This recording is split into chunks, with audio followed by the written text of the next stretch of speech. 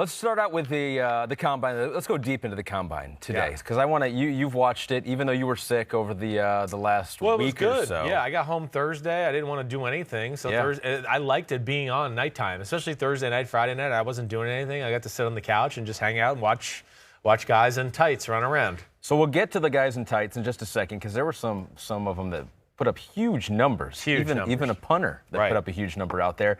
But the combine is cool because it's just a celebration, off-season celebration of football. You have all the coaches there, you have GMs there, you have scouts. And so there are non-draft related rumors out there, some draft related, but some non-draft related. And of course, I don't want to harp on it too much because it seems like you have to devote 10 or 15 minutes to it all the time. But Tom Brady, the rumors on Tom, let's get it out of the way right in the beginning here, because they keep flying around, and the rumors now are that it seems unlikely that he goes back to the Patriots. They have not engaged in contract talks with him.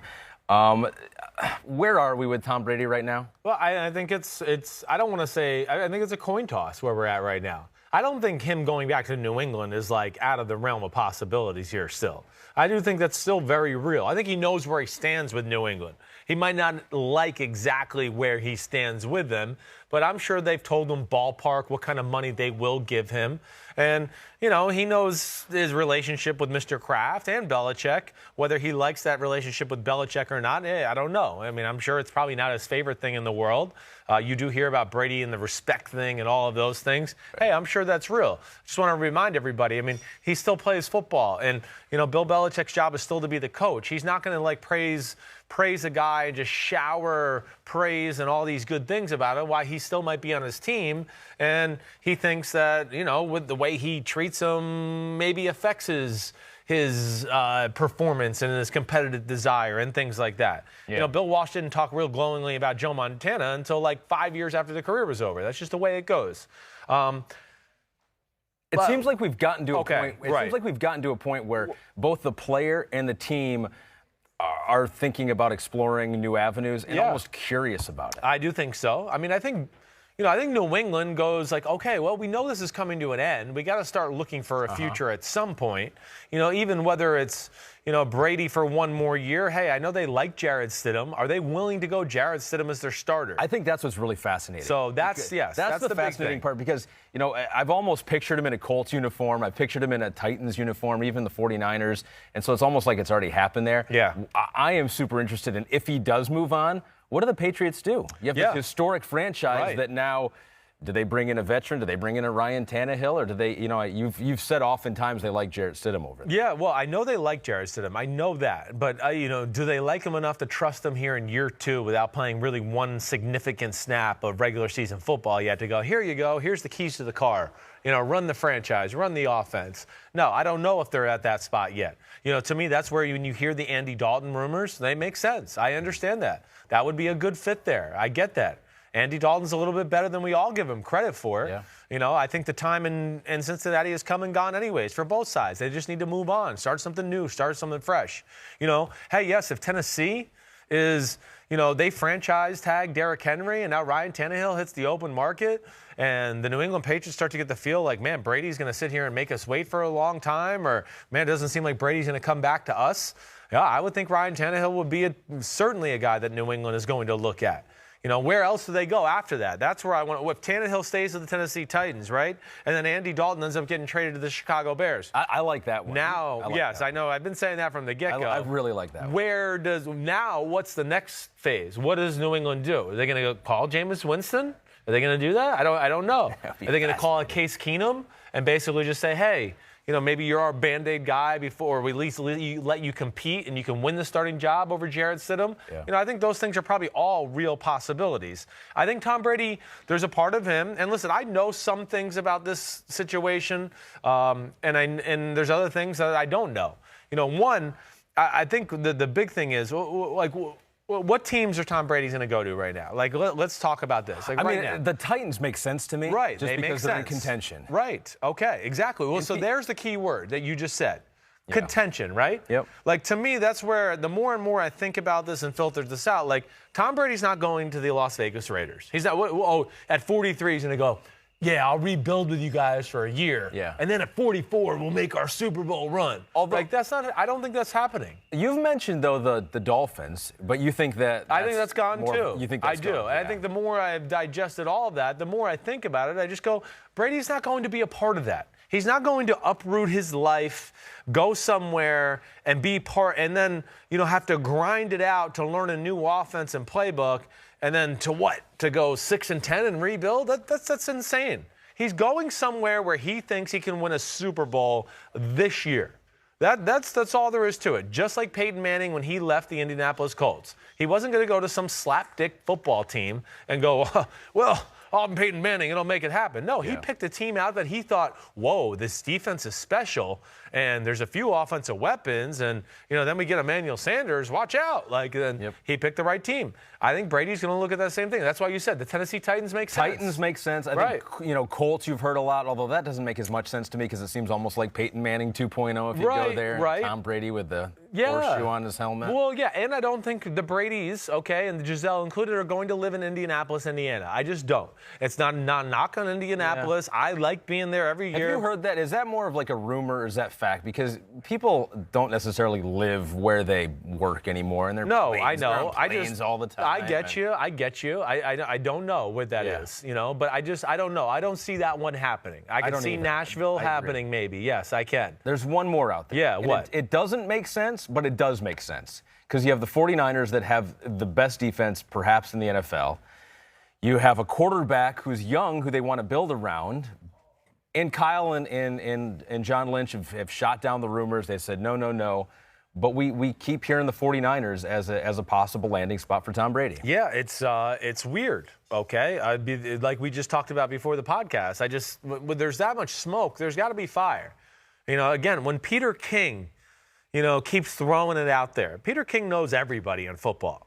When guys like Deion Sanders start throwing it out there, like, this is what I think's going to happen, I don't think they're just like they pulled that out of their ass and then just like, I don't. I think that they've been told that by somebody credible and they're kind of throwing it out there to start the conversation, but somebody's already let them know, like, hey, you didn't hear this from me. You can't be making this public news, but this is kind of what we're hearing. Like, to me, that it's very intriguing.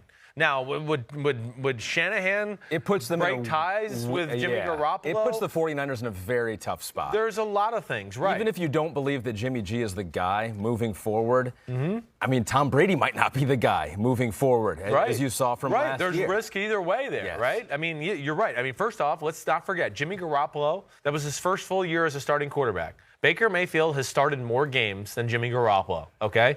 So you got to digest that. He's going to get better. We know that. Tom Brady is not going to get better, even though he might be better than Jimmy Garoppolo right now at this second. I'm not denying that. That's probably very close. In fact, I'd probably take Tom over Jimmy G. I really would. So, okay. But that, like, in theory, all right, and that makes sense. That would be the kind of place I would think Brady would want to go. Yes, I would think that. Is that realistic? I don't know that. I don't know. And we talked about the Chargers. Yeah. We talked about that. But, like, the Chargers, even though there's potential there, I'll go back to this, and I didn't say this with the Raiders. There's one thing there's no way he's going to the AFC West. Well, he's going to go deal with Andy Reid and Patrick Mahomes twice a year? I don't think so. I don't think he's going to do that. He might be content playing in another division and say, okay, I'll see you in the AFC Championship game. He doesn't want to play them twice a year and then go, I might not make the playoffs now, or I'm going to the wild card round because Mahomes beat me. I just don't see that happening either. So, again, I think there's limited options out there, and I also think that's why he was at front row at the Syracuse game with Jimmy Fallon. I also think that's why him and Julian Edelman were FaceTiming Mike Vrabel in the first row when everybody can see in the world. Like, to me, it's showing that, there's not a lot of teams interested, which I realistically understand.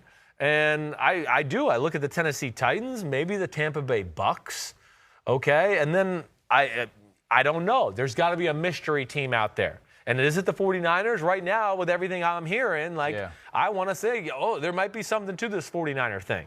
And they could trade Jimmy G. I mean, there's going to be a market for Garoppolo. I don't think he's highly overpaid, $25 million a year, something like that. Yeah, right. That's nothing. That's nothing this day. If they decided that was the best move forward, and if they think their window is 2 years, maybe you think Tom Brady can be Jimmy Garoppolo for 2 years. I don't know. I don't know either. But that'll be. But really, when you get after those teams, though, and this is just I pose this question to you, and there's no right or wrong answer. Who else is out there that's in this conversation, right? Like you just go through it. That's in contention and also has a need at quarterback. Right. That's where I just, look at the Ravens, the Chiefs, the Texans, the Buffalo Bills. Yeah. They're not happening. Oh, there's the Tennessee Titans. I mean, you hear people throw out the Giants, but they're not in contention. Exactly. And they have a quarterback of the future, right, too. Exactly so right. To me, at the end of the day, that's why if you made me bet money, I'm going to say he goes back to New England. You've heard me say it before. Between Josh McDaniels, New England is still home for him, and that's, all he's ever known. And he's at a point of his career, does he really want to go somewhere and have the toughest, most grueling offseason he's had since he's a rookie in the NFL? Sure. Does he really want to do that? And my heart of hearts, I say no. He's Tom Brady, and I don't know what it's like to be in his shoes. And he has a desire and drive that I don't know if I can relate to. Yeah. So I don't know where he's at with that. But those are just the challenges I would look at to go, wait, new team, getting used to that, kind of instilling your own culture in that team, moving your family, probably being away from your kids at certain times and things like that, then going, whoa, I've learned one language for the last 20 years of my life, and now I got to learn a totally new one. And if I really want this to work, which I do, I got to really learn it and know it. Like I knew the playbook in New England. Yeah. And those are the things I look at to where I go, I think he's going to flirt with a lot of teams here, but I think ultimately he'll end up in New England. The ultimate power play. Yeah. You've heard the rumors that Bill Belichick wants to move on. Tom goes, I'll go back to New England.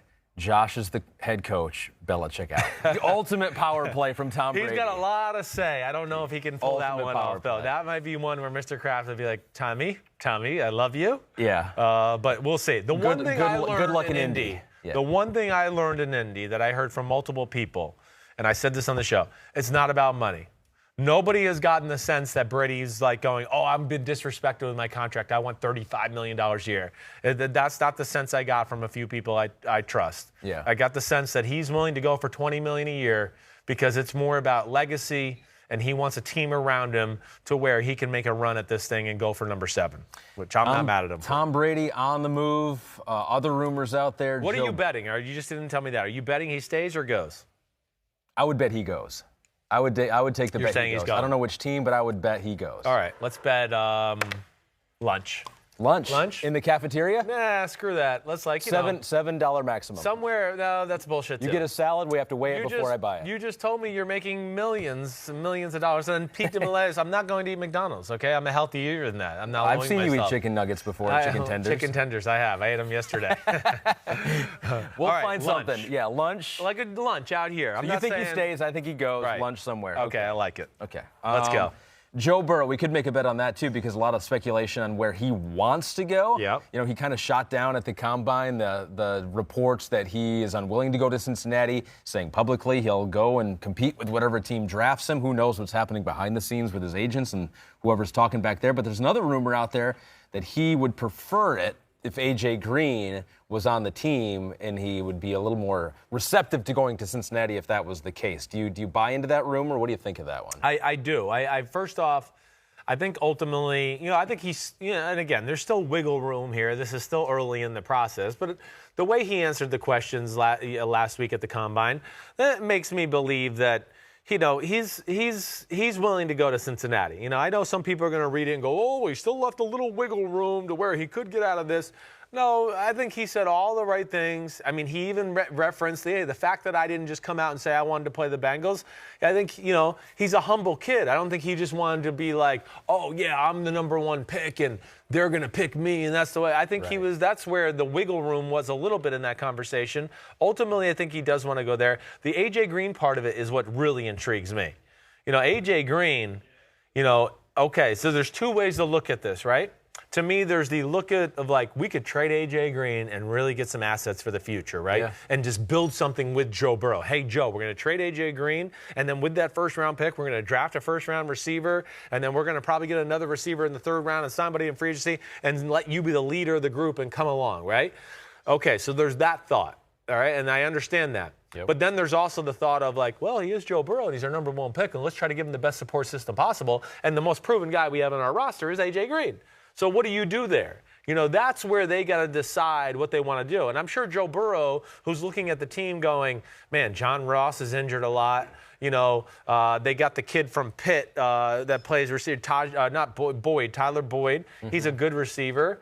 And he's probably just looking at it going like, man, I'd love to come in my first year and have a guy like A.J. Green and, start my Joe Burrow era in Cincinnati off with a positive approach. So there's two ways to look at that, and it sounds like Joe Burrow would rather have A.J. Green than have the assets. I scratch my head on A.J. Green, and I feel like I'm an outlier here. It just we're all banking on the fact that he will come back and be A.J. Green, but it's like he's had toe issues. Yeah. He missed a whole season. I know. Like, I don't know that that's a slam dunk, and I don't know what his trade market is. I guess there are teams out there that are willing to pay up like he's going to be their top receiver, but I don't know how you can bank on that. Well, yeah, point. I mean, you're going to have to do two things. I mean, if you trade for him, then you're probably going to have to give him a contract extension, right? He's give up a first rounder and an extension. Right, so yeah, he's going to be, I would think is going to be tagged and traded if that did happen. Now, are there teams that I think would take that chance? Now, physical pending, all those things. Yeah, that's where I still go back to teams like, New England or even the Green Bay Packers, where I'd go, man, if I were them, I'd be calling Cincinnati and going, hey, do you want to let A.J. Green go? Maybe we'll trade for him. We'll sign him to, something lucrative. The one thing about A.J. Green, I think if he gets into a positive place, so he's not going to be the type of guy that's going to go like, oh, I want to be the highest paid receiver in football. He's never been that me, ego type of guy. But that is something I certainly have my eye on. And A.J. Green, with all the quarterback conversation, he's kind of getting lost in the conversation here, and that's very interesting. Joe Burrow looks like he's going to be the number one pick. That about a year ago would have probably gone to Tua Tagovailoa. Yeah. For Alabama, but he got hurt. There are rumors out there about him right now, Chris. Yeah. Are you buying him? That Washington is considering drafting him at number 2 and having him compete with Dwayne Haskins. I'm not buying that. I'm not. I mean, okay, so you're going to have a Dwayne Haskins and then a Tua who might not even be totally 100% healthy, and yet Haskins who's raw.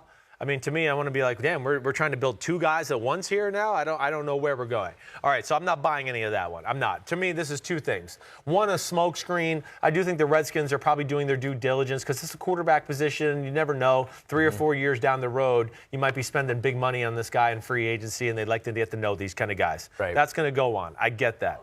I think it is a trade smokescreen type thing. I do. You think that because Miami is rumored to be high on him, and they have the 5th pick, right. and they might be able to think they can trade up to 3 with the Lions and get him. Sure. Or maybe stay put, and Washington wants to send out the signal that, no, you're going to have to trade up to 2 if you want. Yeah, I think that's what they're trying to do. Yes, they're trying to drum up some interest there. I mean, the Carolina Panthers at 7, what if they move on from Cam Newton? Will they be looking to make up? Maybe Joe Brady's been like, I've seen that Tua guy the last few years when I was at LSU. I'd like to have him on our team this time. So, yeah, I mean, I think they're, I understand. I think that's what they're doing. But to me, I think that's what they're doing. They're maybe driving up some trade interest. I also think they're playing a little bit of a motivational tactic with Dwayne Haskins. Listen, the one thing you'll hear about Dwayne Haskins, and I like the way he ended his year, things were going in the right direction. But the one thing you repeatedly hear from people who know things down in Washington was he was a little underwhelming with his attention to detail and work ethic during the year. I think that concerned people. I think that's why Ron Rivera, when he got the job,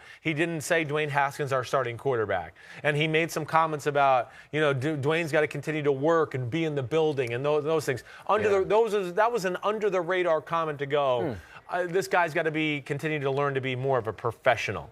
Yeah. And I think that's probably a little bit playing into this as well. So I would say it's those two things. I don't think Tua is I don't think he's a real option for the Redskins. Producer Pete throwing this out there. Yeah. We saw it last year with Josh Rosen. I get you. That was after 1 year. I get you. So maybe the Redskins have made that evaluation that after 1 year, maybe he's not the guy, and you have a new head coach who didn't draft him. Yeah. I think it would be hard convincing the owner because I think the owner wanted him. Right. Snyder. Right. But, I mean, it has happened. It just happened last year. It has happened. How do you really know totally what you have in Dwayne Haskins yet? Yeah. He is still really young, and we saw some really good things. So to just say, okay, we're going to move on, to me, that seems a little early. Yeah. Now, it was different with Arizona. They got to see Josh Rosen a lot play. And the other difference is as much as you and I like Tua and we like watching college football and he's a gamer, Kyler Murray was special. That's different than Tua. Kyler Murray was one of those guys where you went, damn, you don't pick him. Yeah. Woo, you might be the guy that goes, oh, we passed the guy that's like a 3-time NFL MVP 8 years from now. You know what I mean? Yeah. So there's a difference there. And not to say Tua can't be that guy, but he's certainly not there right now. And it looks more like that he's going to have to sit out that year to get healthy and get everything situated in his body. Like the ceiling for Dwayne and Tua is similar, right? You feel like you can get the similar player and ceiling out of both of them. Yeah. Where Kyler was a different dynamic player that you could do more things than you ever could with Josh. No doubt. It's a special talent. His arm is talent. His speed is talent. I mean, special. I mean, all those things are really good. The other thing I'll say this too, Ahmed, the last thing on this and we'll move on. Tua scares the crap out of me. He scares the crap out of me. Mm-hmm. I've seen him twice. In person, he is not a real big guy, okay? Then he plays a backyardish type of game at the quarterback position. And then he already has injury history. Those three things alone would make me a little scared. Now, I know there's going to be some teams that are going to come to terms with it. And if you got the right situation where you feel like, hey, we can sit him for a year and play, I get all of that. But I'm just saying where he's at right now, I do think there is some risk that will come along with that hopeful reward teams want. One more rumor, because you already kind of covered the Andy Dalton rumors out there, Colts and Patriots, Bears. I like it. When you called Bears for Andy Dalton, I think it's so much sense. The Bears, to me, is the one that makes sense. It does. It does. And I even think, I would put that. But he could maybe go and start right away in New England, depending on what happens. You're right. And maybe the same thing with the Colts. Yeah. The Colts, Jacoby Brissett's not going to be the starting quarterback there. I can promise you that. No. They are moving on. Wow. Jacoby Brissett's going to be a $15 million a year backup this year. That's unless they just can't get the guy that they want or get a guy they want. But everything I know about that situation is they love Jacoby Brissett, but they're scared to hell of what they saw the second half of the season, and there's no way he'll be the starter there. How about Nick Foles going somewhere? Because that is our final rumor that kind of came out around the combine. Is that the Jaguars want to trade Nick Foles, which, I mean, that makes sense because you got Gardner Minshew, who was fine, right? And I think he made some big plays, and he can get better. He's young, and he can get better. So do you buy that one?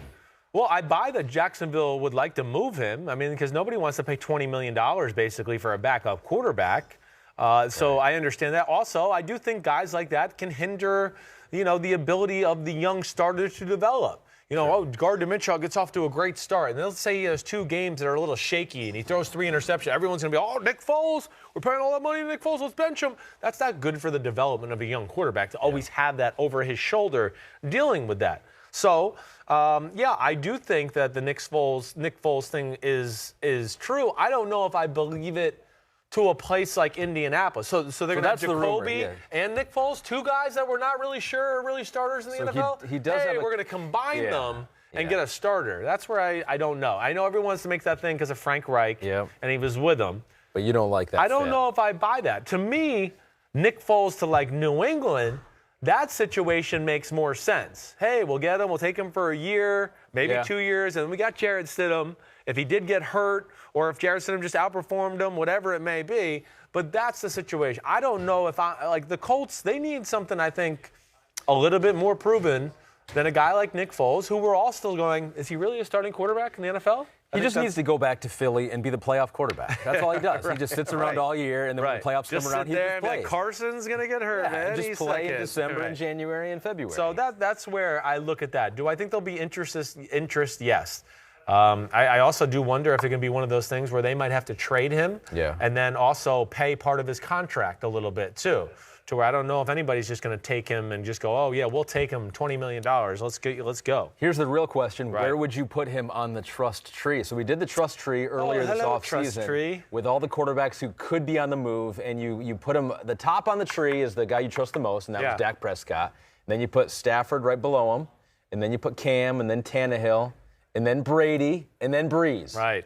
Would you put Nick Foles ahead of any of those people? No, I would not. I think Nick Foles is probably somewhere down there in Jameis Winston, Phillip Rivers, Teddy Bridgewater area. Okay, so do those 4. How would you rank those 4? Rivers, Bridgewater, and Jameis. Rivers, Bridgewater. I would probably go, No. All right. So I'm giving Andy the start there. I think I would go. You got Foles, Rivers, Winston, Bridgewater. You know, they all have different assets that I trust Teddy Bridgewater to protect the ball more. Yeah. I trust Jameis Winston to make the most plays. But also, we know what comes along with that. Mistakes. Same thing with Phillip Rivers. I look at him and go, I think he'll make the most plays along with Jameis Winston. And but he could also have the most dumb what the interceptions on the list, too. Yeah. That's what scares me. So, yeah, it's hard for me to say. You know, I think Nick Foles can make more plays than a Teddy Bridgewater. I do. I think he's capable of doing that. Bridgewater's very conservative. He'll take care of the football. He's just going to kind of manage the offense. He's not going to sit there and go, ooh, wow, ooh. So it depends on what you're looking for there. I would probably give him the edge over a Teddy Bridgewater and maybe not quite put him in the Phillip Rivers category, but a notch above Winston. So I guess I'm saying second. Okay. All very close, though. All very close. Very close. They all have a little positives and negatives where I think if I really was going to sit there and break it down, I'd have to come up with a little formula to figure that out. Depends on your team fit. Yeah. Hi, I'm Mike Tirico, and thanks for watching. Make sure to hit subscribe for the latest news and highlights from NBC Sports.